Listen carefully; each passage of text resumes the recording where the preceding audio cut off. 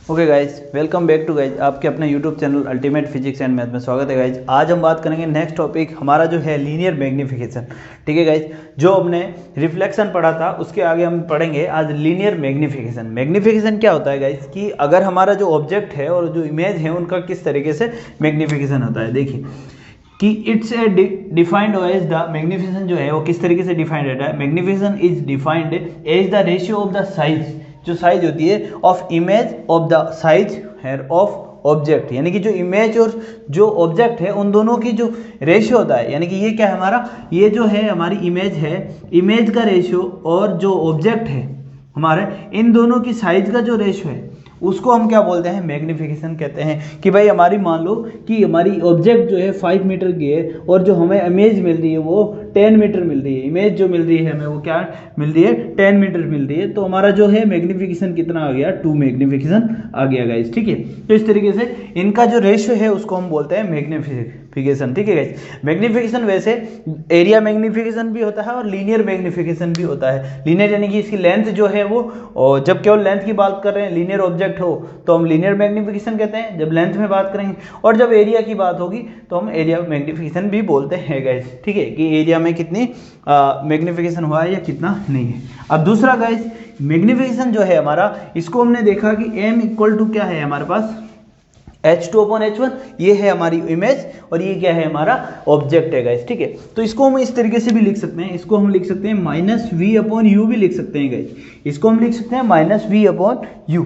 ये कैसे लिख सकते हैं गाइस, यहाँ पर देखिए -v। अब यहाँ पर देखते हैं, मान लो सपोज कीजिए कि हमारे पास कोई ये है ऑब्जेक्ट है हमारे पास इस तरीके से, यहाँ पर हमारे पास कोई ऑब्जेक्ट है। ठीक है, ये हमारा ऑब्जेक्ट है। अब इस ऑब्जेक्ट की जो डिस्टेंस है, अब ये डिस्टेंस कितनी होगी, u डिस्टेंस होगी लेंस के इस पोल से।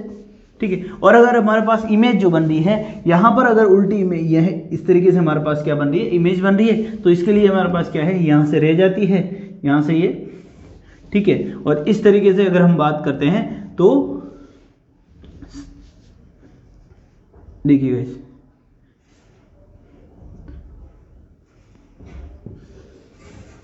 ठीक है, तो इस तरीके से हमारे पास ये हमारा बन गया क्या, ये क्या है हमारी ऑब्जेक्ट है। अगर मान लो ये A, ये B है और ये A' जो है, ये A' और ये B', तो ये है हमारा ऑब्जेक्ट और ये है इमेज। तो इमेज जो बनती है, अब इसकी जो डिस्टेंस है ये कितनी है, v है। इसकी पोल से जो डिस्टेंस है ये क्या है, v डिस्टेंस पर है सपोज कीजिए। ठीक है, और ये u डिस्टेंस पर हमने ऑब्जेक्ट रखा है और ये v डिस्टेंस पर है। तो इमेज अब हमारे पास ये इक्वल आ रही है किसके, जो इमेज जो आ रही है ना H2 इक्वल टू आ रही है, यहाँ पर देखिए राइट कि h जो है इसकी इमेज की है H2/H1। यहाँ पर H2 जो होता है गाइज, यहाँ पर देखिए H1 जो है ये है, तो H1 हमारा कैसा होगा गाइज, H1 जो है हमारा कैसा आएगा, पॉजिटिव आएगा, क्योंकि जो प्रिंसिपल मेन लाइंस है उससे क्या है, ऊपर का है, इसलिए पॉजिटिव आएगा। और H2 जो है वो हमारा कैसा आएगा, नेगेटिव आएगा, क्योंकि प्रिंसिपल जो लाइन है उससे क्या आ रहा है, एक्सिस जो है, प्रिंसिपल एक्सिस जो है उससे क्या है, नीचे की तरफ है, तो वह कैसा आता है, नेगेटिव आता है, तो ये -H2 आता है। ठीक है, और इसकी डिस्टेंस कितनी है, अगर हम बात करते हैं H2 कितनी है, ये इसकी डिस्टेंस है v, तो v अपॉन, हम इसकी बात करते हैं डिस्टेंस कितनी है अपॉन u गाइस। ठीक है, क्योंकि ये भी माइनस ये भी माइनस दोनों क्या हो जाएंगे, प्लस हो जाएंगे, क्योंकि इस तरफ अपोजिट डायरेक्शन में देख रहे हैं ना, तो दोनों नेगेटिव है तो दोनों पॉजिटिव हो जाएगी। लेकिन अब हम इस पूरी इक्वेशन को माइनस से मल्टीप्लाई कर देते हैं, तो ये H2 equal to H1 -v/u आ जाता है हमारे पास। तो ये फॉर्मूला हम इसको इस तरीके से भी लिख सकते हैं, जो मैग्नीफिकेशन है वो -v/u भी लिख सकते हैं गाइस। ठीक है, तो इसको मैग्नीफिकेशन क्या होता है, ये नेगेटिव क्यों आया है यहाँ पर, ये इसलिए आता है क्योंकि ये प्रिंसिपल लाइन जो एक्सिस है उससे नीचे की तरफ होती है H2 हमारी, तो यहाँ पर नेगेटिव है, तो इसको हमने इसमें शिफ्ट कर दिया, यहाँ से हटा के इस नेगेटिव को और यहाँ पर लगा देते हैं। यहाँ से ये जो नेगेटिव है ना, इसको यहाँ से हटा के हम यहाँ पर ला देते हैं। ठीक है गाइस, तो इस तरीके से हमारे पास मैग्नीफिकेशन का आपसे सीधा सा फॉर्मूला पूछता है, और यहाँ पर आपसे क्या हो सकता है, यहाँ से क्वेश्चन आपको या तो आपको दे देगा u और v दे देगा और मैग्नीफिकेशन पूछेगा, या h दे दे, ऑब्जेक्ट और इमेज की हाइट दे दे, या m पूछ ले, या कोई भी दो चीज, इनमें से आप कोई भी दो चीज दे दे और आपको एक चीज फाइंड आउट करनी है। ठीक है गाइस, कोई भी दो चीज़ दे दे आपसे और एक चीज़ आपको फाइंड आउट करने के लिए पूछेगा, तो आपसे इस फॉर्मूले के बेस से आप न्यूमेरिकल कर सकते हो। तो उसको हम क्या बोल रहे हैं, यहाँ पर ये हमारा खत्म हो गया लीनियर मैग्नीफिकेशन ऑफ जो है ऑब्जेक्ट का। ठीक है, चलो अब हम नेक्स्ट बात करते हैं गाइज। नेक्स्ट जो हमारा टॉपिक है वो है रिफ्रैक्शन गाइज। हमारा नेक्स्ट टॉपिक है रिफ्रैक्शन। ठीक है, रिफ्रैक्शन क्या होता है आप यहाँ तक नोट कर लीजिए, फिर बात करते हैं हम गाइज रिफ्रैक्शन के बारे में। तो अब हम बात करते हैं रिफ्रैक्शन की। गाइस हमने पिछली क्लास में बात की थी रिफ्लेक्शन की, और अब हम बात करेंगे रिफ्रैक्शन की।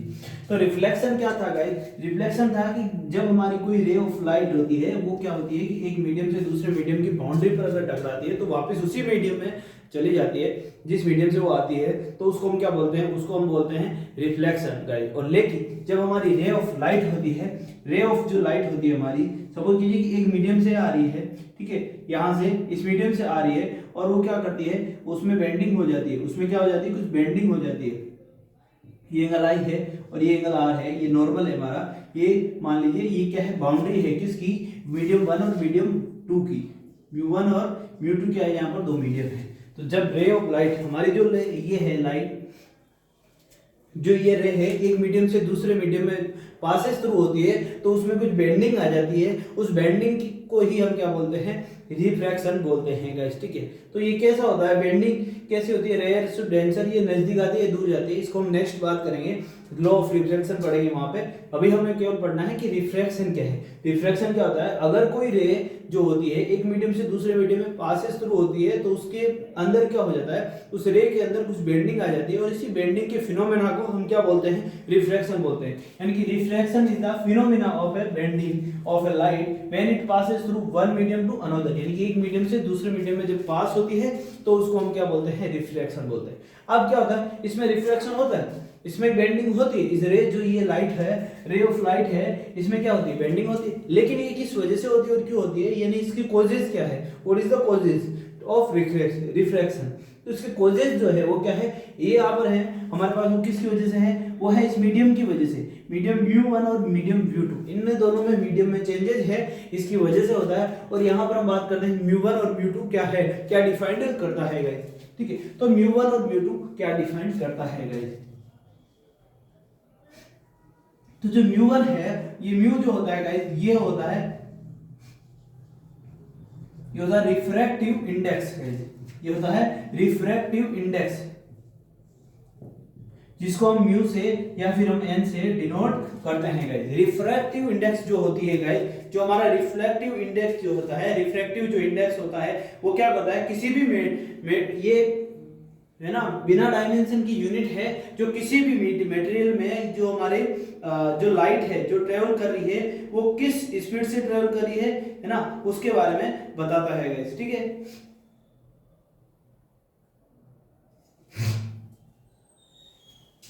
ठीक है, तो इसको हम म्यू या फिर एन से डिफाइन करते हैं। और ये किस रे से, यानी कि कितनी स्पीड से, किस तरीके से ये इसमें मीडियम में ट्रेवल करेगी, उसको ये बताता है रिफ्लेक्टिव इंडेक्स जो होता है गाइस। अब ये डिफाइन करता है रिफ्लेक्टिव इंडेक्स जो होता है वो दो तरीके का होता है। एक होता है एब्सोल्यूट रिफ्लेक्टिव इंडेक्स, और दूसरा होता है क्या होता है?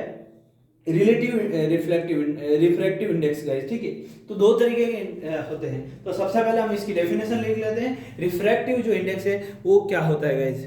तो देखिए गाइस, जो रिफ्रैक्टिव जो इंडेक्स था उसकी डेफिनेशन हमने लिखी है कि ये जो क्या डिफाइन करता है? ये डिफाइन करता है कि जो हमारी लाइट जो है वो कितनी फास्ट एक मीडियम से दूसरे किसी मीडियम में ट्रेवल करती है गाइस। ठीक है, तो reflective index is a dimensionless number. अब ये क्या है? डायमेंशनलेस नंबर है। क्यों नंबर है डायमेंशनलेस? अभी देखते हैं गाइस। देखिए ये क्या है? डायमेंशनलेस नंबर है जो दिखाता है, क्या दिखाता है? That describe how fast light that travel through the material, यानी किसी मटेरियल में जो हमारी जो लाइट है वो कितनी फास्ट ट्रेवल करती है उसको ये डिस्क्राइब करता है। क्या? Relative index. और ये इसके टाइप कहते होते हैं। ये दो टाइप की होती है, एक एब्सोल्यूट रिलेटिव और इंडेक्स, और दूसरा होता है रिफ्रैक्टिव इंडेक्स, और दूसरा होता है रिलेटिव रिफ्रैक्टिव इंडेक्स गाइस। ठीक है, दो तरीके के होते हैं। तो ये जो होता है एब्सोल्यूट रिफ्लेक्टिव इंडेक्स, ये होता है, इसको हम बोलते हैं, ये जो म्यू होता है ना गाइस, म्यू एब्सोल्यूट जो होता है वो क्या होता है? उसको इस तरीके से हम दिखाते हैं। ये वैक्यूम के लिए होता है। इसमें क्या होता है? इसमें लाइट की speed of light in vacuum, तो ये होता है speed of light in vacuum जो है। ठीक है, ये कहां पर? वैक्यूम में। जो लाइट की स्पीड होती है वो वैक्यूम में, और speed of light in material, speed of light, ठीक है, इन मटेरियल, जो हमारा मटेरियल है उसके अंदर की बात कर रहे हैं, उसके अंदर कितने स्पीड है। तो इन दोनों के रेशियो, अब देखिए यहाँ पर बात चल रही है रेशियो, कहाँ पर म्यू जो होता है इसको हम इस तरीके से डिफाइन कर सकते हैं, mu equal to C upon V, जहां पर सी क्या है, ये लाइट की स्पीड है, किसमें है, ये वैक्यूम में, तो स्पीड है, मान लो मीटर पर, इसकी यूनिट क्या है, इसकी डायमेंशन क्या है, मीटर पर सेकंड, और इसकी भी क्या है होगी यहाँ, और ये जो है मटेरियल के अंदर जो स्पीड है उसकी भी यूनिट क्या है, या डायमेंशन क्या है, मीटर पर सेकंड, तो ये क्या है, कैंसिल हो जाएगी। इसका मतलब ये कैसी यूनिट है, ये हमारी एक डायमेंशनलेस यूनिट है, क्योंकि ऊपर भी स्पीड और नीचे भी स्पीड, ठीक है। तो स्पीड ऑफ जो लाइट है इन वैक्यूम और speed of light in material, हमें जो इन दोनों का जो रेशियो होता है वो हमारे पास क्या बताता है, इसको हम बोलते हैं कि एब्सोल्यूट जो है रिफ्रैक्टिव इंडेक्स को शो करता है गाइस, ठीक है। अभी बात समझिए, अब हम बात करते हैं रिलेटिव की। रिलेटिव में क्या हो जाएगा, जिस भी हम इंडेक्स की बात करेंगे, जिन भी दो मटेरियल के रिलेशन में बात करेंगे उसको हम बोलते हैं रिलेटिव इंडेक्स गाइस, यहां तक नोट कर लीजिए गाइस। फिर हम बात करते हैं, नेक्स्ट है हमारा रिलेटिव इंडेक्स। उसमें क्या होता है कि जिस इंडेक्स की हम बात करें उसके और दूसरे जिस मीडियम की, दोनों मीडियम की जिनका हम रिलेशन निकालेंगे उसके बारे में हम बात करेंगे। तो रिलेटिव जो है रिफ्रैक्शन इंडेक्स जो है उसके बारे में हम नेक्स्ट पढ़ेंगे, यहां तक आप नोट कर लीजिए। ओके गाइस, तो अब हम बात करते हैं जो है रिलेटिव रिफ्रैक्टिव इंडेक्स के बारे में। रिलेटिव रिफ्रैक्टिव इंडेक्स जो होता है गाइस वो क्या होता है, दो अलग अलग मीडियम का रिलेटिव इंडेक्स होता है गाइस, ठीक है। तो हम बात करते हैं क्या होता है, μ21 की बात करते हैं। सपोज कि ये दो मीडियम है μ1 और μ2, उनके जो है रिलेटिव रिफ्रैक्टिव इंडेक्स की बात करते हैं। वो क्या होता है कि reflective index of the medium second with respect to medium first guys, ठीक है। इसको μ21 को क्या लिखते हैं, μ2 जो रिफ्लेक्टिव इंडेक्स ऑफ μ2 अपॉन μ1, यानी कि मीडियम सेकंड का विथ रेस्पेक्ट टू मीडियम 1, ठीक है। आप देखिए, अब हम बात करते हैं हमारा जो है लॉ ऑफ रिफ्रैक्शन के बारे में गाइस। लॉ ऑफ रिफ्रैक्शन क्या कहता है कि जो हमारी इंसिडेंस रे है, हमारी जो इंसिडेंट रे है वो, और जो रिफ्रैक्टेड रे है वो नॉर्मल जो है, नॉर्मल तीनों एक ही प्लेन पर होते हैं गाइस। तीनों क्या होते हैं, एक ही प्लेन पर लाई करते हैं गाइस। अब देखिए इंसिडेंस रे क्या कर रहा है कि सपोज कीजिए नॉर्मल के साथ एंगल आई बना रहा है, रिफ्रैक्टेड रे है जो एंगल आर बना रहा है गाइस, ठीक है। ये क्या आ रहा है, एंगल आर बना रहा है। तो सेकंड लॉ ऑफ रिफ्रैक्शन क्या कहता है, स्नेल, जिसको हम बोलते हैं स्नेल्स लॉ, ठीक है।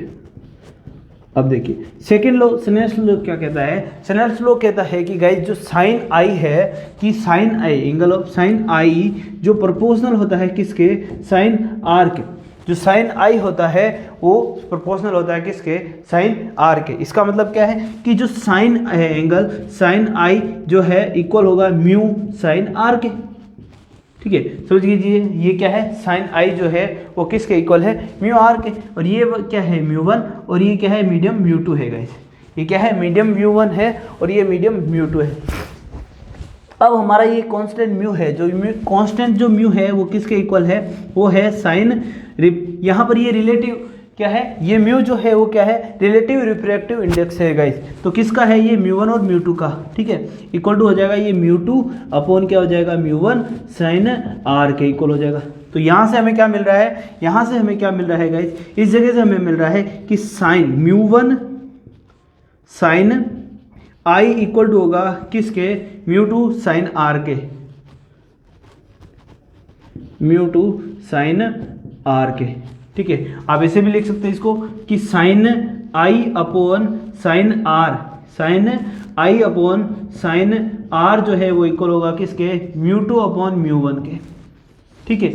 ये दोनों ही क्या है, स्नेल्स लॉ है। स्नेल्स लॉ क्या कहता है कि रेशियो ऑफ इंसिडेंट जो है, जो रेशियो एंगल ऑफ रेशियो होगा ना दोनों का, वो हमेशा कांस्टेंट रहेगा, कि आई और आर का जो ratio of angle of ratio जो रहता है वो क्या रहता है, कांस्टेंट रहता है। इसी को हम क्या कहते हैं, स्नेल्स लॉ कहते हैं, कि इंसिडेंट एंगल और जो है रिफ्रैक्टेड एंगल दोनों का रेशियो हमेशा ही कांस्टेंट रहता है। जैसे कि अगर मैंने कहा यहाँ से हमने आई बढ़ाया तो ये आर भी बढ़ जाएगा, आई कम किया तो आर भी कम हो जाएगा। तो ये दोनों का जो आई और आर का जो रेशियो है वो हमेशा रहेगा, क्या रहेगा, कांस्टेंट ही रहता है गाइस, ठीक है। तो इसको हम बोलते हैं स्नेल्स लॉ, और स्नेल्स लॉ का सबसे इंपॉर्टेंट फॉर्म है ये। इस फॉर्म को हम पूरी लेंस वगैरह में, सब में, ऑप्टिक्स में बहुत ज़्यादा काम आता है, और ये बहुत ही इंपॉर्टेंट फॉर्मूला होता है। दिखने में बहुत छोटा है लेकिन बहुत ज़्यादा यूज होता है फिजिक्स के अंदर, ठीक है। तो स्नेल्स लॉ बहुत इंपॉर्टेंट है। ये μ1, अब यहाँ पर ध्यान रखना कि मीडियम आई के साथ हम μ1 है तो वो जो आ रहा है म्यू वन, यहाँ पर याद करने के लिए कि आई के साथ जो है वही साथ में आता है, तो म्यू वन है तो म्यू वन साइन आई, और जो म्यू टू है वो आर के साथ है तो mu two R sine R I आएगा।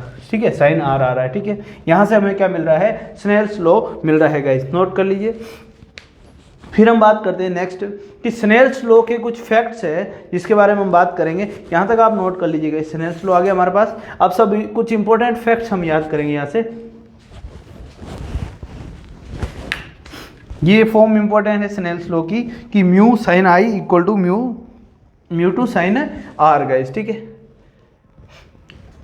तो यहाँ से हम इस स्नेल्स लॉ पे कुछ हम फैक्ट पढ़ते हैं, इनकी क्या फैक्ट है जो इससे हमें मिलते हैं रिफ्रैक्शन में। इस स्नेल्स लॉ से हमें क्या फैक्ट मिलते हैं गाइस, सब important facts of Snell's law. देखिए गाइस,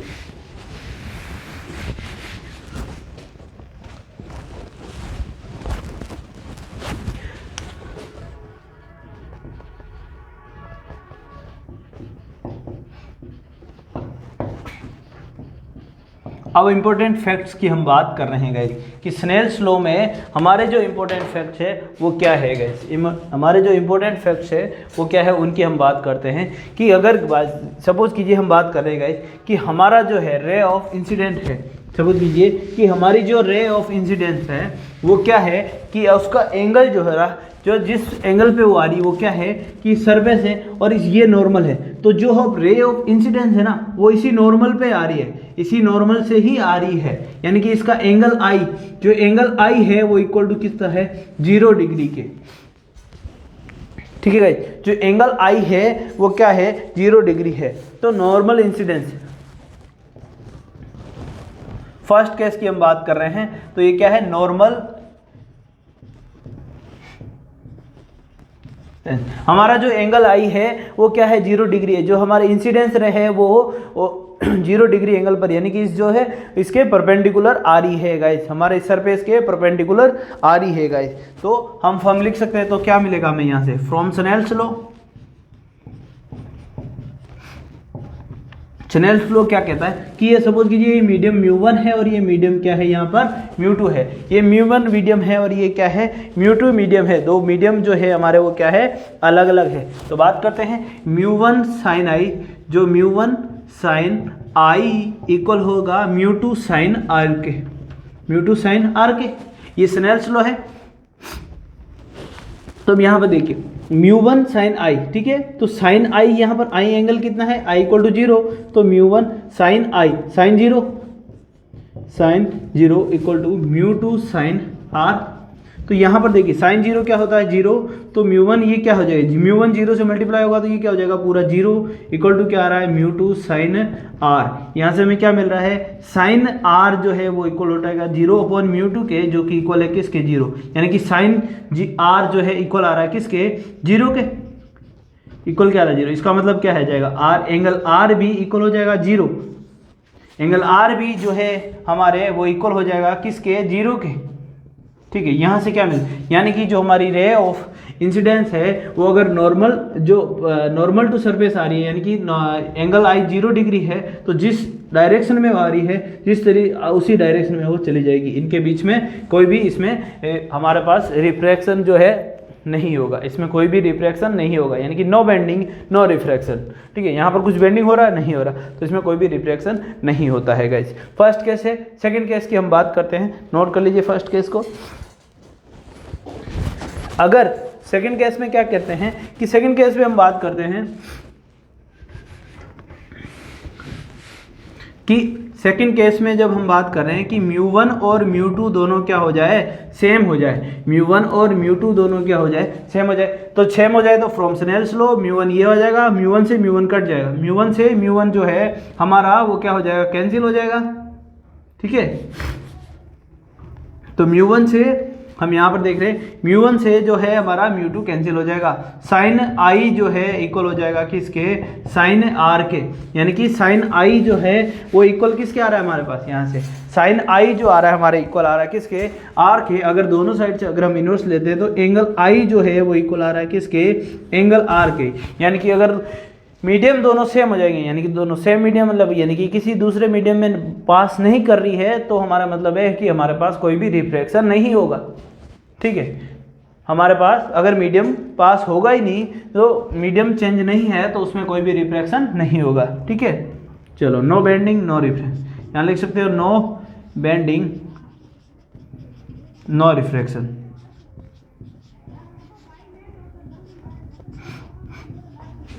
देखिए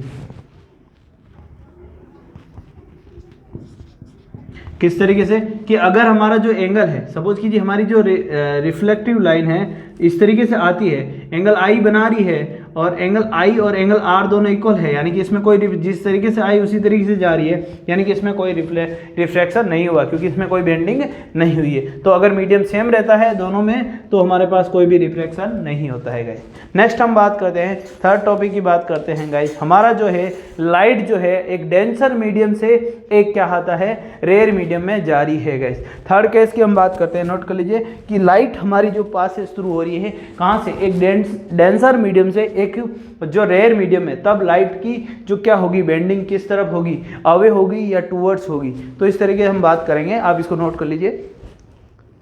तो अब हम बात कर रहे हैं कि जब हमारी रे ऑफ लाइट जो है वो क्या कर रही है, पास कर रही है किसे, किसी डेंसर मीडियम से किसी रेयर मीडियम की तरफ। जो हमारी रे ऑफ लाइट है वो क्या है, म्यू ऑफ डेंसर से म्यू ऑफ रेस जो है डेंसर मीडियम से रेयर मीडियम की तरफ पासेस कर रही है। तो उसमें क्या होगा गाइस, जब डेंसर मीडियम से रेयर मीडियम की तरफ बात करते हैं, पास करती है, तो हमारे क्या होगा, देखिए तो हमारे क्या होगा, जो हमारी जो रे ऑफ इंसिडेंस जो लाइट है वो क्या हो जाएगी, ये नॉर्मल से अवे हो जाएगी, ये नॉर्मल से क्या हो जाएगी, कुछ अवे हो जाएगी। इस तरीके से जो नॉर्मल से एंगल कुछ, ठीक है ओके, ये एंगल आई है और ये एंगल आर है गाइस। ठीक है, अब देखते हैं जो ये रे ऑफ रिफ्लेक्शन है इसमें क्या फ़र्क रहता है। देखिए गाइस, जब μ1 और μ2 की बात कर रहे हैं, तो हमारा फ्रॉम स्नेल्स लॉ, यहाँ से हम स्नेल्स लॉ से लिखेंगे। ठीक है,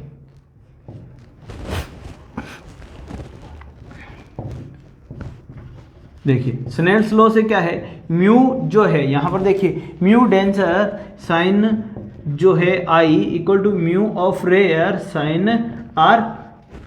ठीक है, म्यू रेयर जो है साइन आर, इसकी बात करते हैं, म्यू डेंसर से साइन आर हो जाएगा यहाँ पर। अब हम देखिए म्यू डी जो है upon mu r equal to क्या आएगा, sine r upon sine i, sine i. अब हमें पता है कि म्यू की वैल्यू जो है डेंसर मीडियम के लिए ज़्यादा होती है और जो रेयर मीडियम होता है उसके लिए कम होती है। इसका मतलब क्या है कि ये जो बड़ा होगा, कि जो है दोनों का रेशियो 1 से बड़ा होगा। ये क्या होगा, बड़ा होगा। इसका मतलब क्या है कि साइन जो आर है वो ग्रेटर देन होगा किससे, साइन आई से। इसका मतलब क्या है, angle of r is greater than angle of i, यानी कि एंगल जो आर है वो ग्रेटर देन होगा किसके, एंगल ऑफ आर से। यानी कि जब एंगल आर बड़ा होगा एंगल आई से, यानी कि ये नॉर्मल से अवे हो जाएगी, क्या हो जाएगी, नॉर्मल से दूर हो जाएगी। ठीक है, तो जब लाइट किसी डेंसर मीडियम से जो रेयर मीडियम की तरफ जाती है, तो ये क्या करती है, नॉर्मल से अवे हो जाती है। इसकी जो बेंडिंग होती है वो क्या होती है, नॉर्मल से कुछ अवे हो जाती है। ठीक है, इस तरीके से जो ये क्या होती है, नॉर्मल से दूर हो जाती है। तो क्यों हो जाती है, इसका रीजन भी हमें यहाँ पर पता चल गया, क्योंकि जो साइन आर है तो ग्रेटर देन होगा साइन आई से। इसका मतलब क्या है, R is greater than R I. Next हम बात करते हैं कि जब हमारे पास जो है मोशन जो है, जो रे ऑफ लाइट है वो क्या है कि रेयर मीडियम से डेंसर मीडियम की ओर जा रही है। क्या है, रेयर जो मीडियम है उसकी बजाय डेंसर मीडियम की तरफ जा रही है। क्या जा रही है, डेंसर मीडियम की ओर जा रही है। तो इसका मतलब क्या है, यहां से mu of rare, mu of, और ये क्या है, mu of D.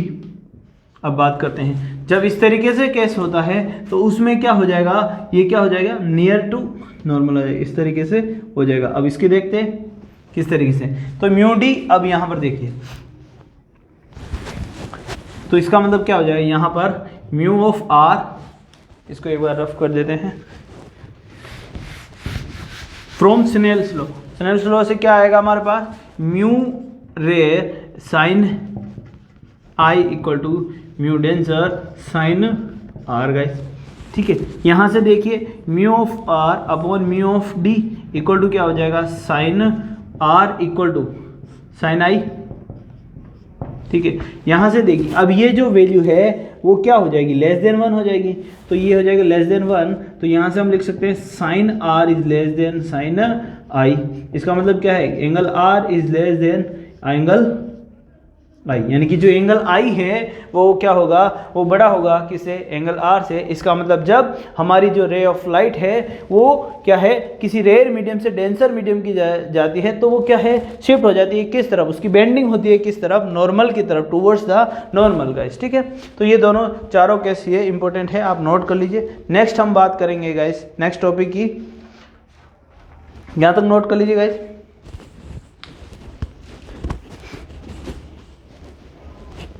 Okay guys, तो अब हम बात करते हैं relation between depth and the apparent depth के बारे में गाइस, ठीक है।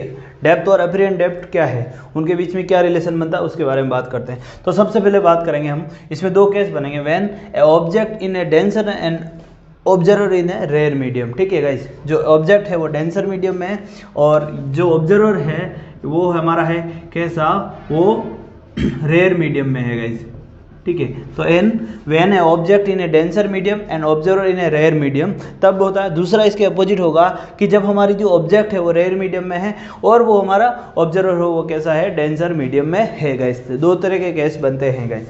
तो सबसे पहले हम फर्स्ट केस की बात करते हैं, जब हमारी ऑब्जेक्ट कहाँ हो, हमारी ऑब्जेक्ट जो हो डेंसर मीडियम में हो और हम जो ऑब्जर्वर है जो हमारा कहाँ हो, रेयर मीडियम में हो गाइस। तो यहाँ पर हमारे पास एक डायग्राम है, सपोज कीजिए यहाँ पर क्या है कि ये वाटर है, ये डेंसर मीडियम है, ये एयर है, रेयर मीडियम है, और यहाँ से एक आदमी देख रहा है नीचे कोई फिश जो है मूव हो रही है गैस, ठीक है।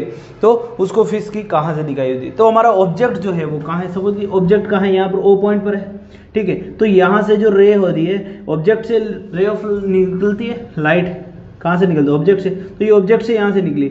अब ये क्या कर रही है, डेंसर मीडियम से रेयर मीडियम की तरफ जा रही है, तो ये क्या हो जाए, इसके बीच का जो एंगल है वो क्या बढ़ जाएगा, जो आर एंगल है बड़ा हो जाएगा, तो ये सीधा ना जाके ये क्या हो जाएगा, इसमें बेंडिंग हो जाएगी, तो ये इसकी आईज में आ रही है। यानी कि इसको जो है, ये जो आई हो रही है, इसको ये जो रे आ रही है, आती हुई दिखाई दे रही है, वो कहाँ से, यहाँ से, इसकी इमेज कहाँ पर बन रही है, आई यहाँ से, ये सीधी जो लाइन आती हुई दिखाई दे रही है, यहाँ से ना आके यहाँ से आती हुई दिखाई दे रही है। यानी कि जो फिश है, यानी कि जो हमारी ऑब्जेक्ट है वो यहाँ ना होकर यहाँ पर दिखाई देती है, इस जो ऑब्जर्वर, जो हमारा ऑब्जर्वर है गाइस, ठीक है। तो इसका मतलब क्या है कि ऑब्जर्वर को, ये ऑब्जेक्ट तो यहाँ है, लेकिन इससे जो लाइट आ रही है यहाँ से बेंडिंग होगी, उसकी वजह से उसको ऑब्जेक्ट यहाँ पर ना दिखकर यहाँ पर दिखाई देती है गाइस, ठीक है। और हमें क्या निकालना है, रिलेशन निकालना है किसके बीच में, जो रियल डेप्थ है, रियल जो डेप्थ है वो क्या है। अब रियल डेप्थ यहाँ पर कितनी है, जो रियल डेप्थ है वो ये वाली है, ठीक है गाइस। जो हमारी रियल डेप्थ है वो कितनी है, यहाँ पर देखते हैं, देखिए गाइस, जो रियल डेप्थ है वो ये है,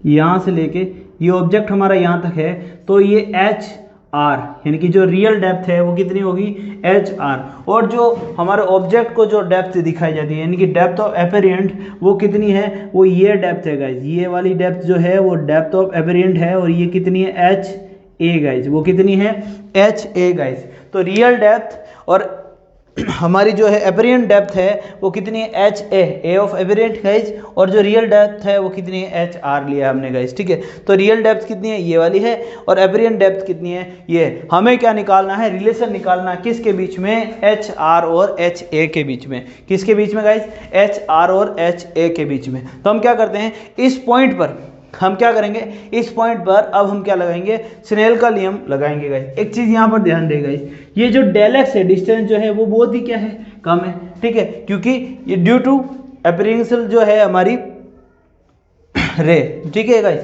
उसकी वजह से ये क्या है, डिस्टेंस बहुत ही कम है। और जो डिस्टेंस बहुत ही कम है उसकी वजह से जो हमारा एंगल है गाइस, ठीक है, आई वो भी क्या हो जाएंगे, बहुत ही छोटे, आई और आर वो भी क्या है, एंगल जो है वो भी बहुत ही क्या है, स्मॉल है गाइस, ठीक है। अब हम बात करते हैं, यहाँ पर हम क्या लगाएंगे, Snell's law, by Snell's law guys, किससे,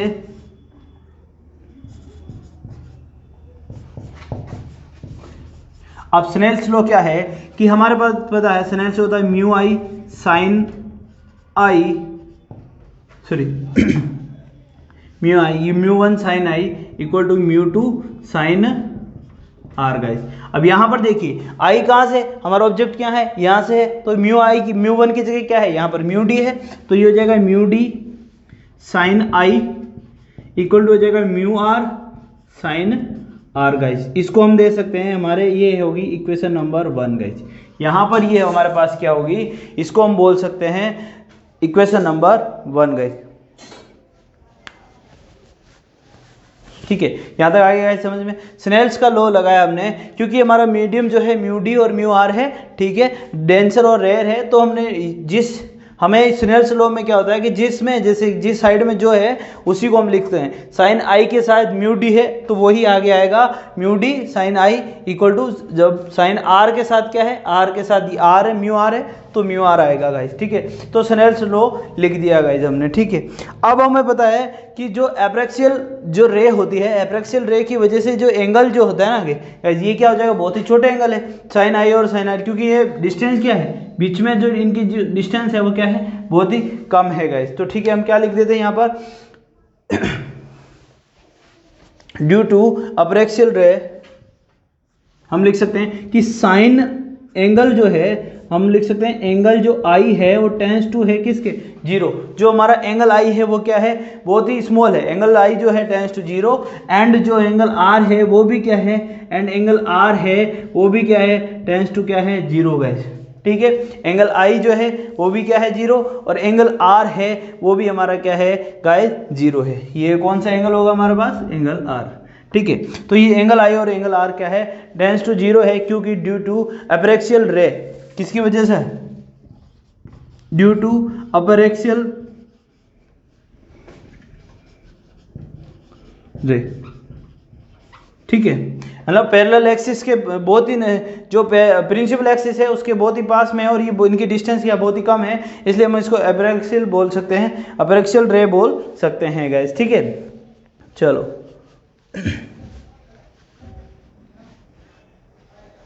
तो अब अगर ये एंगल स्मॉल है, जब भी एंगल स्मॉल होता है मैथमेटिक्स में क्या लिख सकते हैं कि अगर साइन आई, अगर एंगल आई क्या है, एंगल बहुत ही स्मॉल होता है, तो उसको हम क्या लिख सकते हैं, आई लिख सकते हैं, या फिर उसको लिख सकते हैं हम tan आई लिख सकते हैं गाइस। वैसे ही साइन आर को हम क्या लिख सकते हैं, आर यानी कि tan आर लिख सकते हैं। बस शर्त है, कंडीशन क्या होती है यहाँ पर मैथमेटिक्स में, कि अगर दोनों एंगल बहुत ही स्मॉल होने चाहिए, बहुत ही छोटे एंगल होते हैं, जब साइन आई को हम tan आई लिख सकते हैं और साइन आर को tan आर लिखा जा सकता है ना।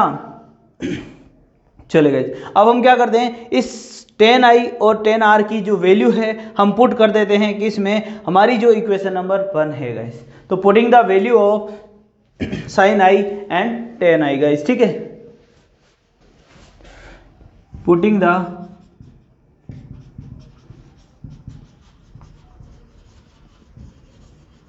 Sign I and sine R in equation 1।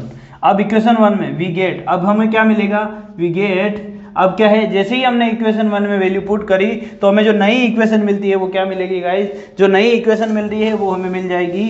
अब इसकी जगह हमने क्या पुट कर दिया, म्यू डी, ये हो जाएगा mu D tan I equal to mu R, ये हो जाएगा tan आर, जिसको हम लिख सकते हैं इक्वेशन नंबर 2 हो जाएगी हमारे पास। ये क्या होगी हमारे पास, इक्वेशन नंबर 2 होगी गाइस। यहाँ पर हमारे पास ये क्या हो गया, इक्वेशन नंबर 2 आ गई। अब हमें क्या निकालना है गाइस, रिलेशन निकालना है, किसके, एच ए और एच आर के बीच में। तो ये ट्रेंगल है, ये हमारा दो ट्रेंगल बन रहे हैं यहाँ पर, ए बी और सी, दो ट्रेंगल बन रहे हैं, ए बी और आई, एक दो ट्रेंगल बन रहे हैं, एक ए बी और आई, दूसरा नीचे रफ कर रहा हूँ गाइस, इक्वेशन 1 हमारे काम आएगी। चलो, तो यहाँ पर दो ट्रेंगल बन रहे हैं, एक बन रहा है हमारे पास ये वाला ए बी और आई, दूसरा ए बी और ओ गाइस। ठीक है, तो उससे इन ट्रेंगल से हम लिख सकते हैं क्या, कि tan जो है, कोई भी अगर हमारे पास इस तरीके से देखिए, हमारे पास कोई ट्रेंगल है, ये हमारे पास ट्रेंगल है, ठीक है, ये जो ट्रेंगल है इस तरीके से, ये ए बी और जो है हमारे पास क्या, आई, ठीक है, एंगल आर है, ये क्या है, ये जो डिस्टेंस है हमारे पास कितनी है, एच ए और ये कितनी है डेल एक्स गाइज, ये कितनी है डेल एक्स। तो यहाँ पर हमें टेन जो है टेन आर की जो वैल्यू पुट करनी है वो कितनी हो जाएगी गाइज, यहाँ से हम क्या पुट करेंगे वैल्यू पुट करेंगे किसकी टेन आर की, जो क्योंकि ये एंगल क्या है यहाँ पर आर, तो टेन आर की वैल्यू जब यहाँ से हम पुट करेंगे बाय टेन आर जो हो जाएगा वो कितना हो जाएगा, अब यहाँ पर del x upon H A, ये क्या हो जाएगा डेल एक्स। सेम इसी तरीके से दूसरे ट्रायंगल की जब हम बात करेंगे, हमारा ट्रायंगल जो है वो क्या है गाइस, जो हमारा ट्रायंगल है वो क्या है ए बी और ऑब्जेक्ट हो, तो यहाँ पर ये एच रियल हो जाएगा और ये डेल एक्स हो जाएगा। तो यहाँ पर हम लिखेंगे टेन आई इक्वल टू कितना हो जाएगा डेल एक्स अपॉन क्या हो जाएगा एच आर जो रियल है, ठीक है। यहाँ से अब हम इनकी क्या पुट कर सकते हैं वैल्यू, टेन आर और टेन आई की वैल्यू जो है हम इक्वेशन नंबर 2 में पुट कर देते हैं गाइस। टेन आर जो टेन आई है उसकी वैल्यू जो है हम इसमें किस में पुट कर देते हैं, इसकी वैल्यू हम पुट करेंगे किस में, इक्वेशन 1 में गाइस, सॉरी इक्वेशन 2 में गाइस। जैसे ही हमने इसकी वैल्यू इक्वेशन 2 में पुट करते हैं तो हमारे पास ये क्या हो जाएगा, म्यू डी जो है ये वैल्यू हमें टेन आर इक्वल टू यहाँ से हमारे पास क्या आ गया del x upon H A, और जो टेन आई जो है वो इक्वल आ गया del x upon H R guys, i क्या आ गया del x upon H R guys. चलो तो हम क्या करते हैं इसमें वैल्यू पुट कर देते हैं। अब अगर हम इसमें वैल्यू पुट करते हैं तो हमारे पास क्या मिलता है गाइज, हमें मिलता है mu D del x upon H R guys, और ये है equal mu R del x upon क्या मिल रहा है गाइज यहाँ पर एच ए गाइज, ठीक है। चलो तो डेल एक्स से डेल एक्स कट जाएगा, यहाँ से अगर मैं बात करता हूँ mu D upon mu R करते हैं गाइज तो ये मिलेगा H R upon H A guys, ठीक है। या तो इस तरीके से याद कर सकते हैं। अब डेंसर से रेयर को हमेशा हम म्यू लिखते हैं, तो अगर आपसे पूछा जाए म्यू इक्वल टू कितना हो जाएगा एच आर अपॉन एच ए, जब भी हमारी लाइट जो होती है डेंसर से रेयर को जाती है उसको हम क्या लिख सकते हैं म्यू लिख सकते हैं, तो mu equal to H R upon H A हो गया यहाँ से गाइस हमारे पास, ठीक है। इस तरीके से हम अगर केस बात करते हैं जब हमारी ऑब्जेक्ट क्या हो डेंसर में हो और हमारा ऑब्जेक्ट जो ऑब्जर्वर है वो कैसा हो रेयर मीडियम में हो गाइस, तब की हम बात करते हैं गाइस, ठीक है। यहाँ पर बस इतना ध्यान रखना है कि एक तो ये टॉपिक जो है आपको ये फॉर्मूले से यहाँ से क्वेश्चन बनता है mu equal to H R upon H A guys, ठीक है। तो इससे किस तरीके का क्वेश्चन बचा आप इसको नोट कर लीजिए, फिर हम इसमें एक हल्का सा क्वेश्चन छोटा सा क्वेश्चन देख लेते हैं गाइस, आप यहाँ पर नोट कर लीजिए इसको। ओके गाइस, तो हमारे पास एक छोटा सा क्वेश्चन है, तो क्वेश्चन क्या कहता है, क्वेश्चन क्या कह रहा है कि हमारे पास एक कॉइन है वो place inside a water tank, यानी कि सपोज कीजिए हमारे पास क्या है एक वाटर टैंक है जो कितना है एक वाटर टैंक है, उसके अंदर कोई एक हमारे पास है inside a coin placed in A inside a water coin. अब जैसे ही इसमें वाटर कॉइन डाला, अब वो वाटर कॉइन यहाँ बीच में तो कहीं रुकेगा नहीं, वो इसके डेप्थ यानी बॉटम पे जाके रुक जाएगा, वो कहाँ रहेगा इसके बॉटम पे, ठीक है। अब हमारे पास क्या है यहाँ पर इसका हमारे पास इस बॉटम पर क्या है हमारे पास एक कॉइन है गाइस, ठीक है। चलो तो अब नेक्स्ट क्या कह रहा है कि a coin is a place inside a water tank of depth 50 centimetre on the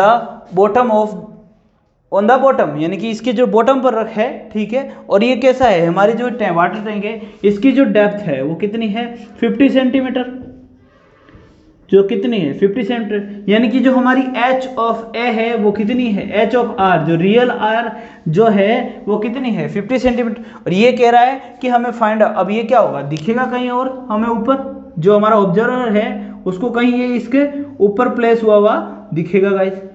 तो ये हमसे पूछ रहा है कि इसकी जो एपरिएंट डेप्थ है, जो एपरिएंट डेप्थ है एच ऑफ ए वो फाइंड आउट कीजिए गाइस। तो हमारे पास क्या है म्यू फॉर्मूला है, म्यू इक्वल टू क्या है H R upon H A guys, ठीक है। तो म्यू, अब वाटर के लिए जो म्यू होता है वो 1.5 होता है, वाटर के लिए म्यू कितना होता है म्यू इक्वल टू 1.5, या इसको हम लिख सकते हैं 4/3, ठीक है। इसको हम लिख सकते हैं 4/3 लिख सकते हैं गाइस।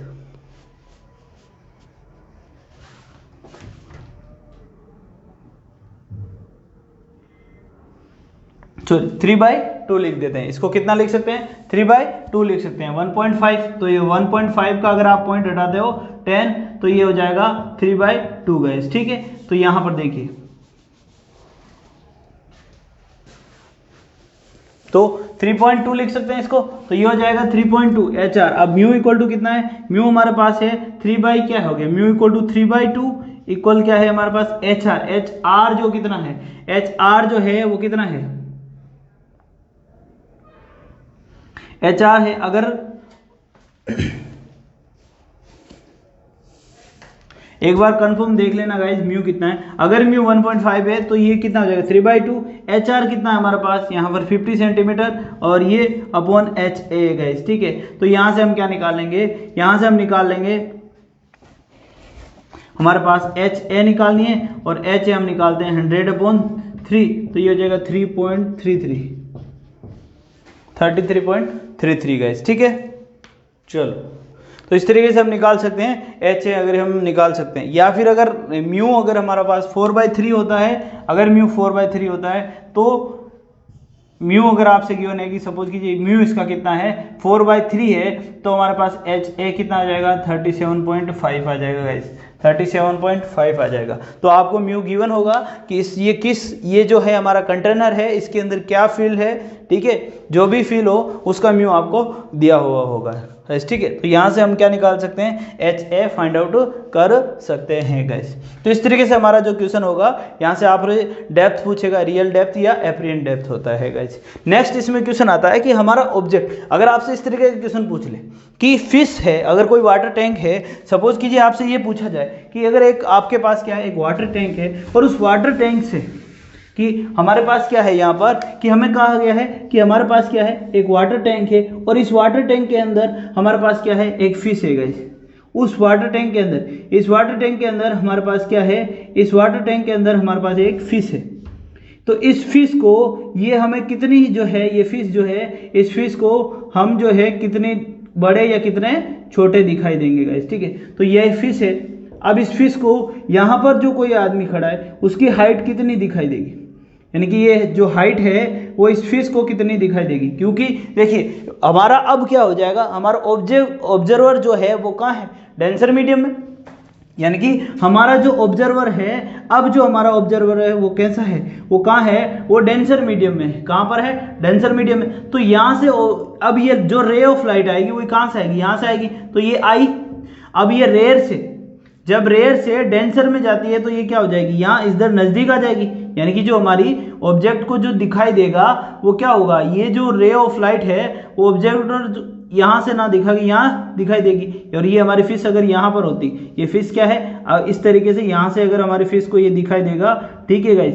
तो इस ऑब्जर्वर के लिए, अब इस फिश के लिए जो हमारी इसकी हाइट है, जो हमारी जो हाइट है वो क्या हो जाएगी, इसके लिए बहुत बड़ी हो जाएगी, ठीक है गाइस। तो इसको फिश को कितने बड़े दिखाई देंगे, यानी कि जो इसकी फिश को जो बाहर खड़ा आदमी वो कितना लंबा दिखाई देगा, जितना है उससे ज़्यादा दिखाई देगा, लेकिन कितना, तो वो आपसे पूछा जा सकता है कि हाइट ऑफ एपरेंट कितनी हाइट होगी, इसकी एपरेंट हाइट कितनी होगी ये, और इसकी रियल हाइट कितनी है ये।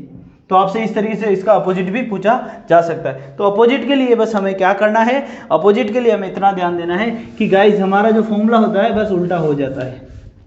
हमारा जो फॉर्मूला होता है वो क्या होता है, उल्टा हो जाता है। वो क्या हो जाता है, म्यू इक्वल टू क्या होता है, HA अपॉन क्या हो जाता है, HR हो जाता है। जब भी हम बात करेंगे, हमारा जब ऑब्जेक्ट है, अगर हमारा ऑब्जेक्ट जो कैसा है, जो रेयर मीडियम में है और जो हमारा है ऑब्जर्वर है वो कैसा है, डेंसर मीडियम में, तो हमारे पास क्या हो जाएगा, HA अपॉन HR हो जाएगा गाइस। यहाँ पर इसको क्या है, हमारी हाइट बड़ी दिखाई देगी क्योंकि ये नज़दीक आ जाती है, ठीक है। तो इसको यहाँ से ऊपर से आती हुई दिखाई देगी गाइस, ठीक है।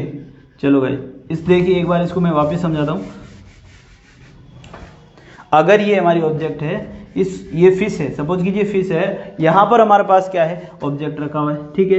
ये हमारा नॉर्मल है। अगर हमारा ऑब्जेक्ट है, ये हमारे पास क्या है, हमारा ऑब्जेक्ट है यहाँ पर, और इस ऑब्जेक्ट से जो रे ऑफ लाइट आती है यहाँ से, ये अब आई एंगल बना रही है, तो आई के साथ तो जाएगी नहीं क्योंकि ये रेयर मीडियम है और ये डेंसर मीडियम है। तो डेंसर मीडियम में जाएगा तो इसमें बेंडिंग आएगी, और बेंडिंग कहाँ आएगी, इस तरीके से। और यहाँ पर कोई फिश है, अब ये जो फिश है इसको जो हमारी हाइट दिखाई देगी, इस फिश को जो कितनी हाइट दिखाई देगी, वो हाइट जो है, अब ये इसको क्या होगा कि इसकी जो इमेज बनेगी इसमें कहाँ तक बनेगी, यहाँ पर। तो यहाँ पर इसकी अगर इमेज बनती है तो इसको हाइट क्या दिखाई देगी, यहाँ पर बड़ी हो जाएगी। जो एपरेंट हाइट है इसकी वो क्या है, H ऑफ A जो हो जाएगी वो क्या हो जाएगी, एच ऑफ आर से बड़ी हो जाएगी, क्योंकि एच ऑफ आर तो इतनी है। तो इसको हम क्या है, फिश को बाहर वाले हमेशा कैसे दिखाई देते हैं, हाइट उनकी बड़ी दिखाई देती है, वो बहुत बड़े दिखाई देते हैं गाइस, ठीक है। तो यहाँ से अगर आपसे रिलेशन पूछा जाए तो ये हो जाएगा। आपसे अब क्वेश्चन क्या पूछा जा सकता है कि अगर मान लो सपोज कीजिए ये आपको हाइट दे दी कि 10 या 5 मीटर का कोई आदमी दे दिया आपको, है ना, और आपसे पूछा जाए कि फिश को उसकी लेंथ कितनी दिखाई देगी जब वाटर का, या फिर म्यू आपको दे रखा है कि 4/3 है, ठीक है, म्यू जो दे रखा है आपको 4/3 है या 2 दे रखा है, कुछ भी अगर आपको म्यू दे दिया जाए तो आपसे अपरेंट हाइट पूछे देगा। सपोज कीजिए इसमें जो म्यू है वो कितना है, 2 है, तो म्यू 2 है तो आपसे फिश को इस मेन की हाइट कितनी दिखाई देगी, म्यू 2 है, इस मेन की हाइट कितनी है, रियल जो हाइट है वो कितनी है, एच ए जो इमेजरी अपरेंट हमें पूछी है, और रियल कितनी है 5 मीटर, तो इसको दिखाई देगी कितना हो जाएगी, वो 10 मीटर का दिखाई देगा। आदमी जो है वो हमारे पास 10 मीटर का दिखाई देगा या 10 फुट का दिखाई देगा। तो इसको कितनी लेंथ है वो किस पे डिपेंड करेगी, वो म्यू पे डिपेंड, ठीक है गाइस। चलो तो मिलते हैं नेक्स्ट वीडियो में गाइस, तब तक के लिए बाय बाय। इस तरीके से हमारे पास जो है हमारा रिफ्रैक्शन का टॉपिक है वो खत्म हो जाता है। अब यहाँ से हम देखेंगे नेक्स्ट टॉपिक की बात करेंगे। मिलते हैं नेक्स्ट वीडियो में गाइस।